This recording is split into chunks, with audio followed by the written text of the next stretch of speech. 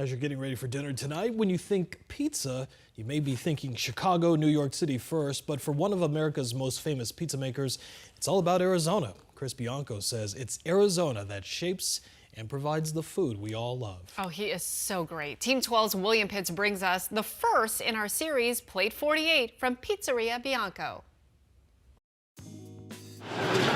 30 minutes to open, and they're already waiting. How you guys doing? What's happening? Waiting for him. All right, we're gonna put it in the oven. You ready? Chris Bianco is like the Dalai Lama of pizza. Some experiences that I've had that in standing from an oven that had everything to do with life. And his life is pizza. He's been making pizza for 34 years. I like it. I like our chances. And yet, he still seems unsure of it. Life is like an ebb and flow. One day, a lot of people come, another day, maybe they don't come, so we just take it day by day. He's arguably the most famous pizza chef in America, maybe the world. Oprah's favorite pizza, the New York Times profile that catapulted him to fame, calling his restaurant Pizza Nirvana, 2 James Beard Awards. There's Tony, we love him. Say hi, Tony. And he seems almost baffled. Come on, we're gonna sit down. Well, here we go. Pizza's the first food that we have away from our home, so it becomes our food. Not bad. That's killer. I've never met anybody who makes incredibly good food who has not thought about it in incredible detail. I'd concur with that. I would say that there's usually a lot of thought.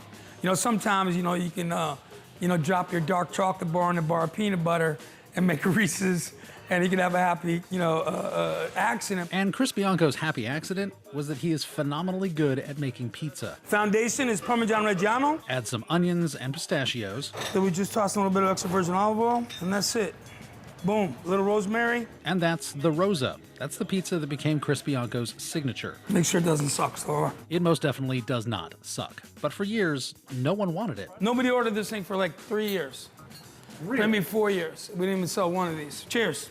Cheers. Boom. The sum is simple. The parts are incredibly complex. And I think those are the things that when people say, I make, I'm like, do you make rain? I don't make rain. He doesn't make rain, but he knows what rain makes. It helps make every ingredient he uses.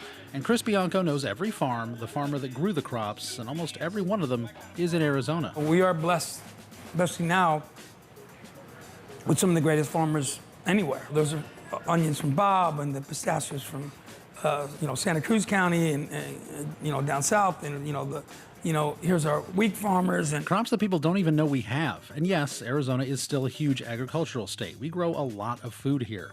We have our own kind of wheat, desert durum. It's so popular, we ship it to Italy for the Italians to make pasta. That's how good it is.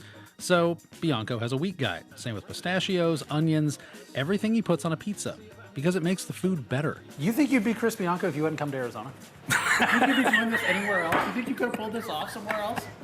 Oh my God, that's the best question I've ever had. Because Arizona and the ingredients we grow directly inspires Bianco's food. And Chris Bianco's food is one of Arizona's biggest culinary exports. Other pizza places around the country take their cue from him. And it all comes back here to the pizza and the ingredients that Arizona has given him. William Pitts, 12 News.